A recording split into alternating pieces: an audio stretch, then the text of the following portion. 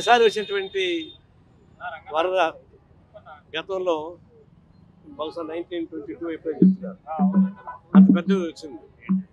మామూలుగా చంద్రబాబు ఇప్పుడు వచ్చినప్పుడు కరువు వస్తుంది అనేవాడు. ఇప్పుడు చంద్రబాబు వస్తే కరువు కదా, అతివృష్టి వచ్చేసింది, మొత్తం ఎలా వచ్చి కొట్టుకుపోయింది. సరే, ఎప్పుడు ప్రకృతి వైపు వచ్చినప్పుడు ఇట్లాంటివి జరుగుతుంటాయి, దాన్ని భరించాల్సిందే.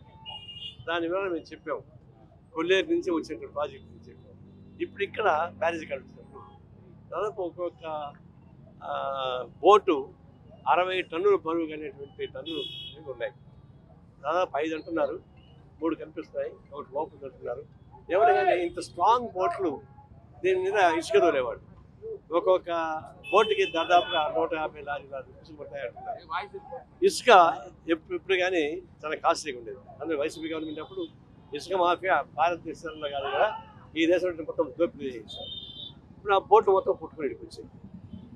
అది ఇప్పుడు ఏమవుతుంది, ఎవరు వచ్చి కూడా ఆ బోట్ రాదని చెప్పడం లేదు. ఎవరు ఎస్సీసో బీసీస్ వచ్చి మాదని చెప్పుకుంటారంటే అసలు ఓనర్లు రావడం. ఇదే బినామీ పేర్ల పైన ఉన్నట్టు బోట్లు ఇవి.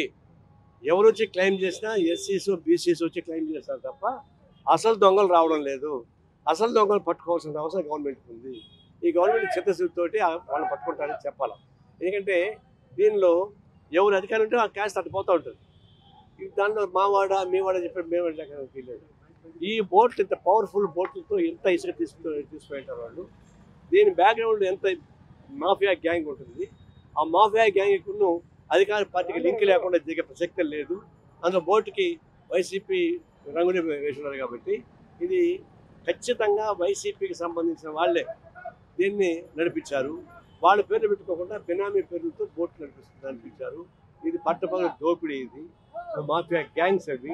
దాన్ని బయట పెట్టాల్సిన అవసరం ఉంది. అయితే ఒకటి మాత్రం చెప్పాలి, ఆ బోట్లు ఉద్దేశపూర్వకంగా కట్టి ఎల్లలో పట్టించి అక్కడ పంపించేశారు ఈ బ్యారేజ్ కూల్చేయడానికి అని కొంత వాదన ఉంది. అది కరెక్ట్ వాదన కాదు. ఆ బోట్లు వచ్చి బ్యారేజ్ పక్కన కొడితే ఇంక బ్యారేజ్ ఉండేది కాదు. అటువంటి అతిశయోక్తి మాట్లాడొద్దు.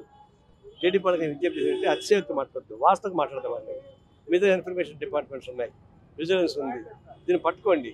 మూల కార్యకులు పొరపాటున వైసీపీ పేరుతో మీ వాళ్ళే ఉంటే కూడా వాళ్ళని కూడా పట్టుకోండి. ఏమాత్రం లింక్ లేకుండా చూసే అవకాశం లేదు. ఖచ్చితంగా ఓపెన్గా నగ్నంగా బయటపడిన వాస్తవం. వైసీపీకి సంబంధం జరిగే ప్రసక్తి లేదు. బినామీ పేరుతో నడిపిస్తూ ఉన్నారు. వెనక ఉన్నటువంటి వాళ్ళు కూడా పట్టుకొని తగిన శిక్ష విధించాలి. ఈ ఇసుక మాఫియాలో వచ్చిన డబ్బులు వాళ్ళకి కక్కించాలని చెప్పేసి మేము డిమాండ్ చేస్తా ఉన్నాం. ఈ విషయంలో రాష్ట్ర ప్రభుత్వం మేలు మేషాలు లెక్క పెట్టుకుంటూ కుదరదు, స్పీడ్గా పనిచేయాలని కోరుతాం. కొల్లేరు నుంచి ప్రారంభించి గూడమేరి ఇవన్నీ కూడా చూసుకుంటూ వస్తున్నాము.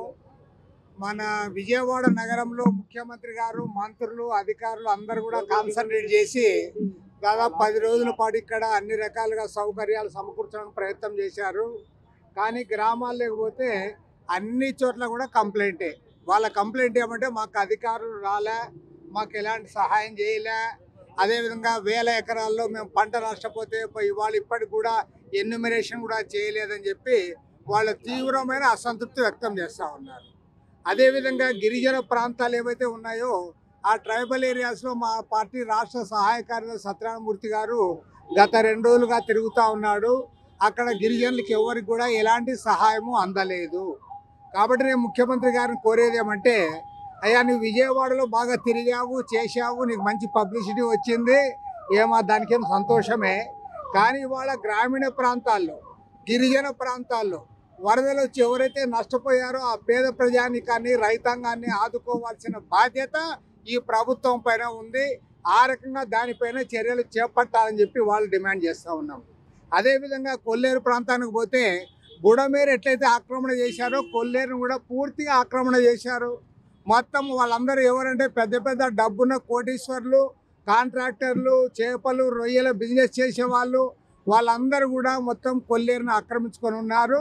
కాబట్టి ముఖ్యమంత్రి గారు మేము రేపు కలిసి ఒకటే కోరదలుచుకున్నాం, బుడమేరును ప్రక్షాళన చేయాలి, అదేవిధంగా కొల్లేరును కూడా ప్రక్షాళన చేయాలి. 5వ కాంటూరు వరకు ఏదైతే ఉందో ఇవాళ కొల్లేరు యొక్క అభయారణ్యాన్ని కాపాడాలంటే మొత్తం దాదాపు 77,000 ఎకరాలు ఏదైతే ఇయర్ మార్క్ చేశారో దాన్నంతా కూడా కాపాడాలి. 1000 ఎకరాలు కబ్జా చేశారు. బుడమేరులు ఎట్టయితే కబ్జా చేశారో అది కూడా కబ్జా జరిగింది. కాబట్టి అటు కొల్లేరును ఇటు బుడమేరును ప్రక్షాళన చేయడానికి ఆక్రమణ నుంచి కాపాడడానికి ప్రభుత్వం చర్యలు తీసుకోవాలని చెప్పి ముఖ్యమంత్రి గారిని కలుస్తూ ఉన్నాం. అవసరమైతే ఢిల్లీకి వెళ్ళి కేంద్ర ప్రభుత్వం దృష్టికి కూడా కొల్లేరు సమస్యను తీసుకొని పోతామని మనవి చేస్తా ఉన్నాం. మరిన్ని వీడియోస్ కోసం ఛానల్ ని సబ్స్క్రైబ్ చేయండి, లేటెస్ట్ అప్డేట్స్ కోసం వాట్సాప్ ఛానల్ ని ఫాలో చేయండి అండ్ లింక్ డిస్క్రిప్షన్ లో ఉంది.